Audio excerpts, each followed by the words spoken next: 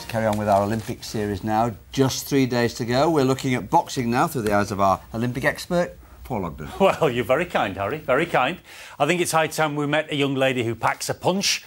I'm talking about our gold medal hopeful, Nikki Adams. She could go all the way to the top against the rest of the world's female boxers, but as Tanya Arnold's been finding out, Nikki's never forgotten her roots here in Yorkshire, and she's taken us right back to where it all started. The ring was there, and then you'd have the bags and everything there, and then you went through a door right at the back there, and then the changing rooms were there as well. And they had a little weights bit at the back, didn't they? Do you remember? Yeah, I do. That was quite cool. This piece of wasteland in Bermontofts was once a gym, and it's where Nicola Adams first started to box. She was about 12, going on 13, hormone thing. Didn't want her to be at home on her own. Friends coming in and out of the house when I'm not there, so I took her and her brother down to the gym with me. And it's basically started from there. I just thought it was really exciting, you know. I saw everybody punching the bags and people sparring, and you know, everybody looked absolutely huge. You know, when I came in and you saw, you know, the big muscly heavyweights, and I was like, geez, you know, it was really exciting. When I was 13, I had my first competition and I won. And at the time, I was actually watching Prince Nazim, so I was in there and I was switch hitting and jumping up and throwing screw shots and stuff, just having a really good time. It was exciting, really, because I've never seen female boxing. So she was the first person first female I'd ever seen boxing.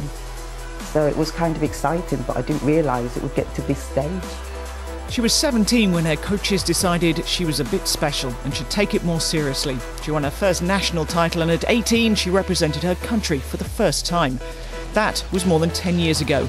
Now she's off to the Olympics, but it hasn't been easy getting there. Even if I told you, I know you won't believe. It's like I've seen my whole life flashing right before me.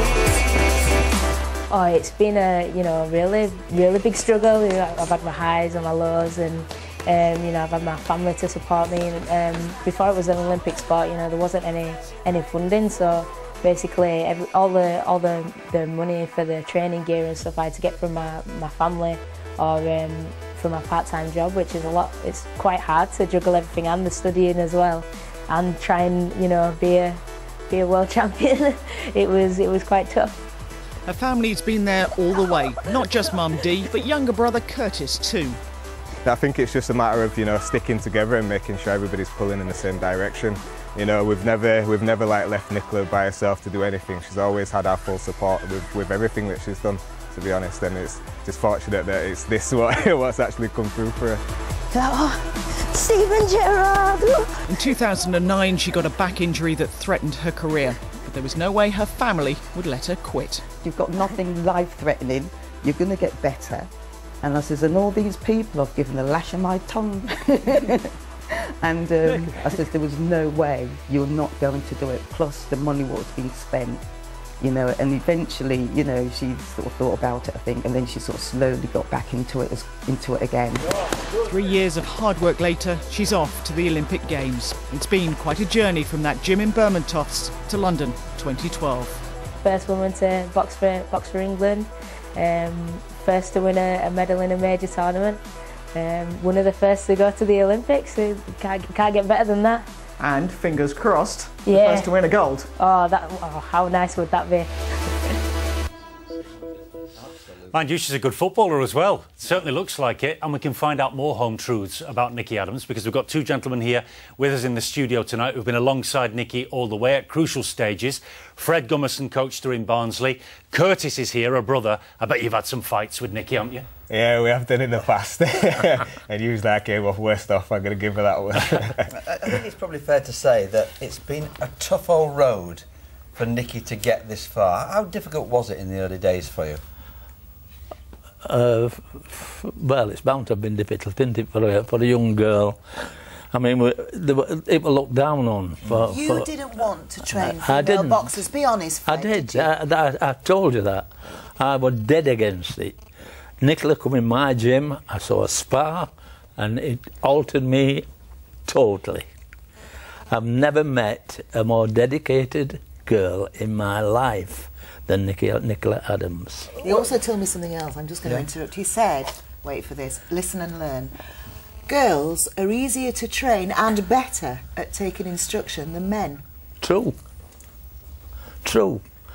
I would sooner have half a dozen girls in that gym than half a dozen boys any time, because they're there to learn to box, not just have a good time and get out. All lads want to do is pass a couple of hours on. The girls come there for one reason, to learn, and that's what it's all about. I was talking to you about the difficulty in the early days. What about the financial side? Has that been Well, hard? I mean, how she's done it is beyond me. I mean, she's financed herself. She used to come from Leeds to Barnsley, all under her own steam, costing Nicola, nobody else. She got no finance from anywhere. Because Kurtis, you were there in the days when you didn't literally have a bus fare, because we should explain, it's only just going to become an Olympic sport.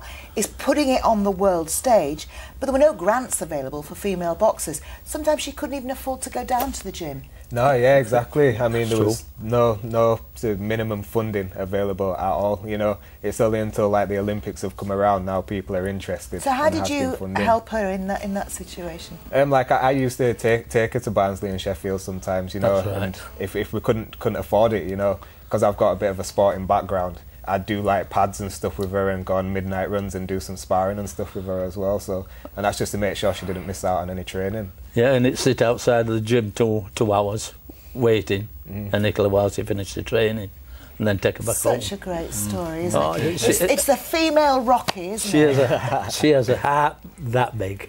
And a smile even bigger. Match it, yeah. I think she's brilliant.